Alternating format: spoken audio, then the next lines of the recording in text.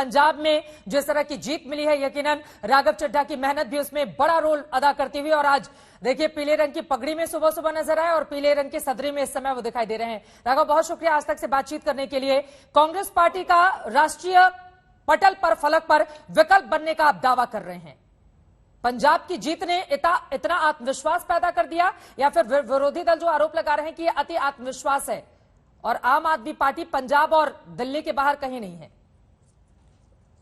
देखिए, यही लोग पहले कहा करते थे कि हम लोग नौसिखिए हैं, हमें पॉलिटिकल पार्टी बनानी नहीं आती, चलानी नहीं आती, चुनाव लड़ना नहीं आता।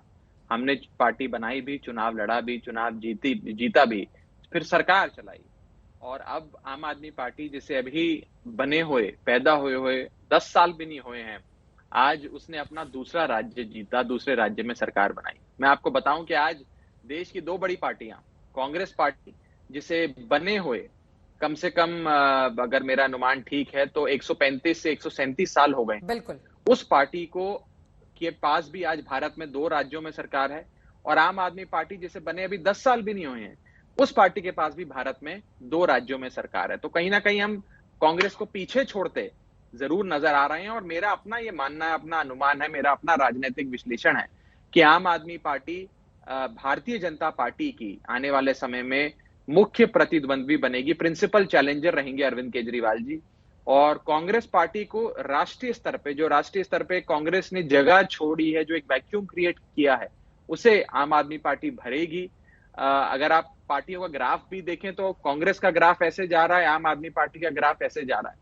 तो कहीं ना कहीं आम आदमी पार्टी कांग्रेस की एक नेशनल और नेचुरल रिप्लेसमेंट लेकिन विस्तार बहुत बड़ी है कांग्रेस पार्टी का, अगर आप बार बार यहां पर जिक्र कर रहे हैं।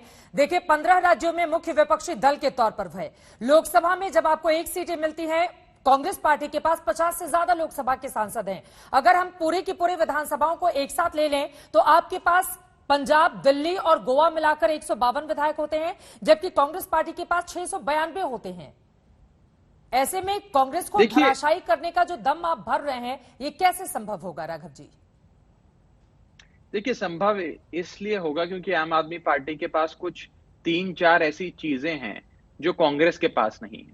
पहली चीज है प्रो पीपल्स गवर्नेंस, एक लोगों के हित की सरकार चलाना, सोशल सिक्योरिटी नेट देना, लोगों को बुनियादी सुविधाएं देना। वो एक जो गवर्नेंस का मॉडल अरविंद केजरीवाल जी के पास है, वो कांग्रेस के पास नहीं है। दूसरी चीज जो हमारे पास है, हमारे पास फॉर्मूला है भारतीय जनता पार्टी की नेशनलिस्ट अपील जो है, जो अपने आप को वो कहते हैं कि हम राष्ट्रवादी हैं, उस अपील को चैलेंज करने का फॉर्मूला आम आदमी पार्टी के पास है। तीसरी सबसे बड़ी चीज, आम आदमी पार्टी के पास एक नेता है, एक नेता जिनकी लोगों में अपील है, लोग जिन्हें प्यार करते हैं, लोग जिन्हें देखना चाहते हैं, लोग जिन्हें सुनना चाहते हैं। एक करिस्मेटिक लीडर है जिस शख्स का नाम है अरविंद केजरीवाल। कांग्रेस के पास कोई ऐसा करिस्मेटिक लीडर नहीं है। चौथी चीज, हमें चुनाव लड़ना आता है और हमारे पेट में आग है चुनाव जीतने की, जो कांग्रेस में नजर नहीं आती है। ऐसा लगता नहीं कि कांग्रेस को चुनाव जीतने में खास दिलचस्पी भी रखती है। तो ये 3-4 चीजें जो हमारे पास है, ये कांग्रेस के पास नहीं है। और इसीलिए मुझे लगता है कि आम आदमी पार्टी एक विकल्प कांग्रेस का, भाजपा का राष्ट्रीय स्तर पे बनेगी।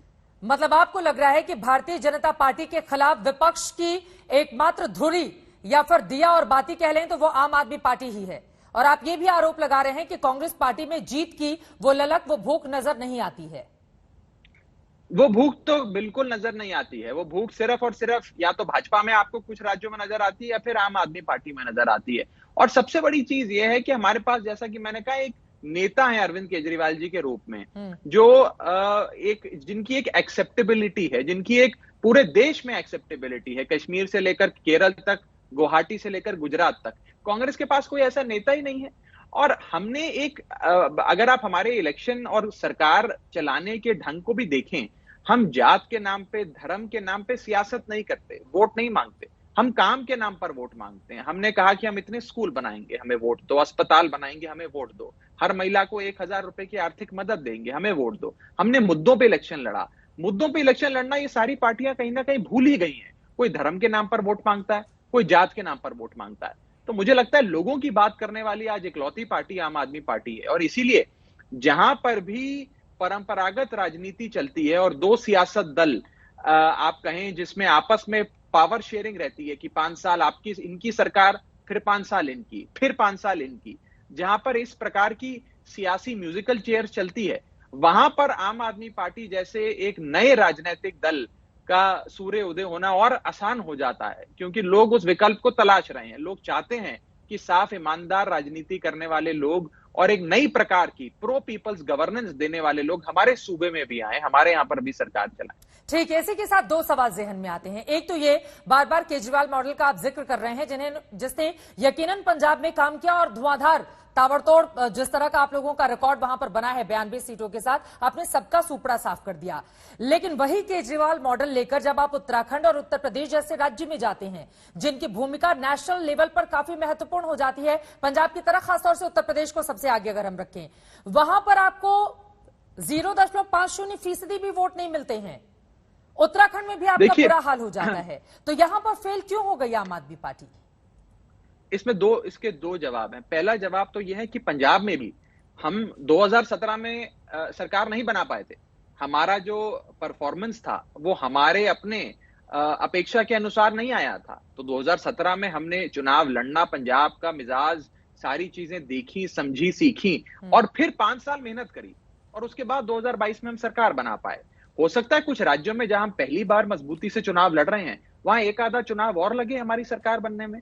और दूसरा सबसे जरूरी बिंदु, अगर आप आम आदमी पार्टी के इतिहास को देखें, अभी तो हम नई पार्टी हैं, छोटी सी पार्टी है, 10 साल भी नहीं हुए हमें अभी पैदा हुए सियासत में, और हमने 2 बड़े राज्यों में अपनी सरकार बनाई, एक देश की राजधानी और एक बॉर्डर स्टेट पंजाब। और आप हिंदुस्तान की सबसे बड़ी पार्टी भारतीय जनता पार्टी से अगर हमारा कंपैरिजन करें, तो आप देखेंगे कि भाजपा जब बनी थी उसके पास कई दशकों का जनसंघ का एक पूरा सिस्टम था, पैराफिनेलिया था, जनसंघ के नेता थे, मशीनरी थी, वर्कर था। फिर भी उस बीजेपी को 10 साल लगे अपना पहला राज्य जीतने में।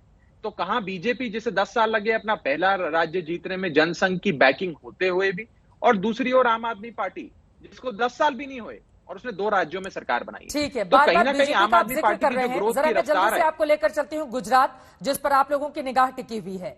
देखिए, जहां पर कांग्रेस से आपका मुकाबला है, वहां पर तो दिल्ली में भी और पंजाब में भी आम आदमी पार्टी ने अपनी सरकार बना ली, लेकिन जहां बीजेपी मुकाबले में है, वहां पर बीजेपी जैसी मजबूत बड़ी पार्टी से कैसे लड़ेगी आम आदमी पार्टी? मैं इस विश्लेषण से बहुत इत्तेफाक नहीं रखता हूं कि जहां पर कांग्रेस की सरकार है वहीं आम आदमी पार्टी सफल होती है और जहां भाजपा की सरकार है वहां आम आदमी पार्टी फेल हो जाती है। ये विश्लेषण सही नहीं है, और सही इसलिए नहीं है क्योंकि अगर आप दिल्ली का नतीजा भी उठाकर देखें और पंजाब का भी उठाकर देखें, हमें सारी पार्टियों के मतदाताओं ने वोट दिए। जब दिल्ली में हमें 70 में से 67 सीटें मिली, तो दिल्ली में भाजपा का जो पुराना वोटर था उसने भी आम आदमी पार्टी को वोट दिया, कांग्रेस का जो पुराना वोटर था उसने भी आम आदमी पार्टी को वोट दिया, बसपा का जो पुराना वोटर दिल्ली का था उसने भी आम आदमी पार्टी को वोट दिया। तभी 70 में से 67 सीटें हमें मिली। उसी हिसाब से पंजाब में भी कांग्रेस का जो वोटर था उसने आम आदमी पार्टी को वोट दिया। शिरोमणि अकाली दल जिसे कहते थे कि भाई हम पंथिक पार्टी हैं, उस पंथिक मतदाता ने भी आम आदमी पार्टी को वोट दिया। भाजपा जो कहती थी हम हिंदुओं की पार्टी हैं, पंजाब के हिंदू ने भी आम आदमी पार्टी को वोट दिया। बसपा जो कहती है हम दलितों की पार्टी हैं, वहां पंजाब के दलितों ने भी आम आदमी पार्टी को वोट दिया। तो आम आदमी पार्टी तो जी सारी पार्टियों का विकल्प है, किसी एक पार्टी का विकल्प नहीं है। तो मैं इस कथन से बहुत ज्यादा इत्तेफाक नहीं रखता हूं। और मुझे लगता है गुजरात की आप जहां तक बात कर रही हैं, अभी आने वाले समय में पार्टी औपचारिक तौर पे कई अनाउंसमेंट्स करेगी, लेकिन गुजरात में भी भारतीय जनता पार्टी की जो एंटी इनकम्बेंसी पिछले 20 सालों में बनी है वो आज चरम पर है। लोग परेशान हो गए हैं भाजपा की सरकार गुजरात में देख देख कर। लोग कुछ नयापन चाहते हैं, एक बदलाव चाहते हैं, एक मौका देना चाहते हैं एक नई पार्टी। अब वो मौका क्या आम आदमी पार्टी को मिलेगा या फिर नहीं, इस पर लगातार रहेगी हमारी नजर। फिलहाल के लिए बहुत शुक्रिया राघव चड्ढा जी आज तक से जुड़ने के लिए, बातचीत करने के लिए।